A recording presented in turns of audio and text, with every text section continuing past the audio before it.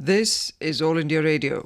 The news read by Sukanya Balakrishnan. Both the Houses of Parliament have been adjourned for an hour till noon today on various issues. In the Lok Sabha, members belonging to the Shiromani Akali Dal trooped into the well of the House demanding a fresh probe into the 1984 riots in Delhi. Samajwadi Party members also rushed into the well asking the government to implement the Sachar Committee report on minorities. BJP members were also in the well calling for the Prime Minister's resignation on the coal block allotments. As uproarious scenes continued, Speaker Meera Kumar adjourned the House till noon. As soon as the Rajya Sabha met for the day, BJP members raising slogans trooped into the well demanding the Prime Minister's resignation. Amidst the din, Chairman Mohammad Hamid Ansari adjourned the House for an hour.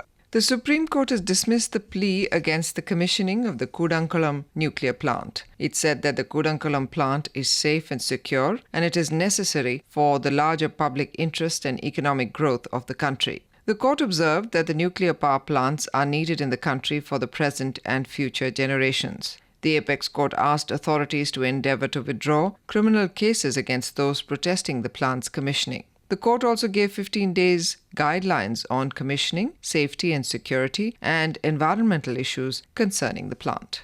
China and India have withdrawn their troops from the face-off point at Dolak Beg Oldi near the line of actual control in Ladakh. Defense and External Affairs sources said in New Delhi that the agreement was reached after intense negotiations via diplomatic channels, and the modalities were worked out at the fourth flag meeting between Indian and Chinese commanders. The National Security Advisor briefed the Prime Minister about the withdrawal, which was completed at 7:30 p.m. yesterday. Normal life was disrupted in the Kashmir Valley today due to a strike called by Medical Employees Joint Action Forum against the alleged failure of the government to bring to book those involved in the spurious drug scam. Shops, business establishments and educational institutions remained closed due to the strike on the opening day of the Civil Secretariat in Srinagar after it shifted from the winter capital Jammu. Though most of the public transport remained off the roads, taxis, auto rickshaws and private vehicles were plying as usual. At least 10 people were killed and 4 others injured when a lorry in which they were travelling overturned near Singarayakonda in Prakasam district of Andhra Pradesh in the wee hours today. The incident occurred at around 1:30 a.m. when the cement-laden lorry was on its way from Nalgonda towards Puducherry.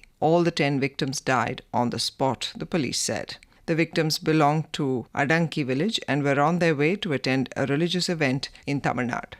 The Lok Sabha today greeted the visiting parliamentary delegation led by the Speaker of the People's Majlis of Maldives, Abdullah Shahid. Speaker Meera Kumar said that their visit will further strengthen the excellent bilateral relations between India and the Maldives. In Pakistan, former President Parvez Musharraf's bail plea hearing in the judge's detention case has been adjourned until Wednesday, Geo News reported.